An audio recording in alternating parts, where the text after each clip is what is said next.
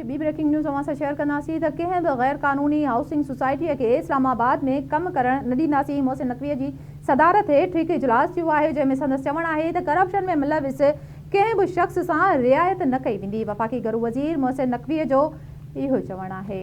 अवां खे तफ़सीलात ॾेई रहिया आहियूं। मोहसिन नक़वी जो चवणु हो त शहरी पंहिंजी दरख़्वास्तनि अपडेट स्टेटस पाण चेक करे सघंदा। इन हवाले सां वधीक तफ़सीलात मालूम कयूं था इस्लामाबाद मां ब्यूरो चीफ कुर्बान बलोच खां। जी कुर्बान, ॿुधाइजो छा तफ़सीलात आहिनि? जी बिल्कुल, घरू मामलों वारे वफ़ाक़ी वज़ीर मोहसिन नक़वी जे सदारत में अहम इजलास थियो आहे। उनमें घरू वज़ारत, CDA ऐं इस्लामाबाद इंतज़ामिया जा नुमाइंदा उन इजलास में उन शिरकत कई आहे। जेका इन हवाले सां पधराई जारी कई वई उनमें दावा कई वई आहे त तक़रीबन 4 कलाक इहो इजलास जारी थियो रहियो, जंहिंमें इस्लामाबाद में जारी अवामी मनसूबनि ते पेशरफ़्त ऐं मनसूबनि जो तफ़सीली जाइज़ो वरितो वियो।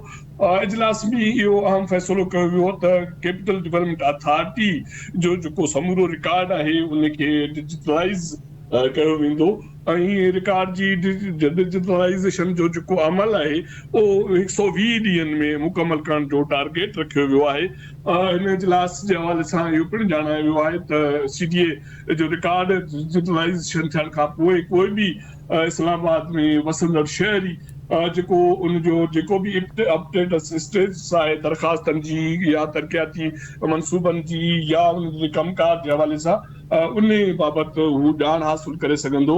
ऐं इजलास में इहो पिणु फ़ैसिलो कयो वियो आहे त हाणे इस्लामाबाद में कंहिं बि गैर क़ानूनी हाउसिंग सोसाइटी खे कमु करण जी इजाज़त न ॾिनी वेंदी ऐं नवां जेके कन्वेंशन सेंटर आहिनि, एक्सपो सेंटर आहिनि, उहे इस्लामाबाद में जेके तामीर करण लाइ 3 बैन अवी कंपनियुनि खां प्री क्वालिफिकेशन मुकमल करण जो बि जेका जाइज़ो वरितो वियो।